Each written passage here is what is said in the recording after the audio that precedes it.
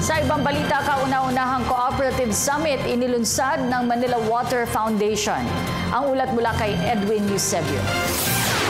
Sa patuloy na pagsisikap para makapagbigay ng tulong para sa mga kooperatibang pangkomunidad sa buong bansa, ang Manila Water Foundation sa pamamagitan ng programa nitong Kabuhayan para sa Barangay o KPSB ay nagdaon kauna-unahang Manila Water Foundation Cooperative Summit. Ang nasabing summit na bahagi ng pagpapalawig ng Manila Water Foundation sa kanyang ikasampung taong anibersaryo ay dinaluhan ng mga kinatawan mula sa mahigit 100 KPSB partner cooperatives para sa isang araw na pag-aaral at pakikipagtalastasan.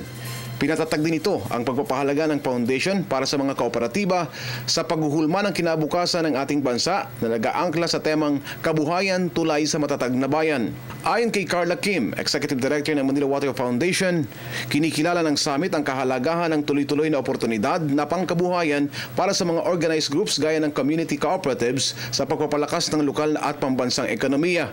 Ang KPSB, ang programa para sa Community and Livelihood Assistance ng Manila Water Foundation, ay naglalayong magkaloob ng tulong pinansyal sa mga kooperatibang pangkomunidad sa pamamagitan ng non-interest loan, ₱1,000 at pagbibigay ng micro-enterprise training at business management skills. Humigit kumulang sa 200 cooperatives na katumbas ng mahigit 55,000 pamilya sa buong bansa ang bahagi na ng lumalagong pamilya ng KPSB.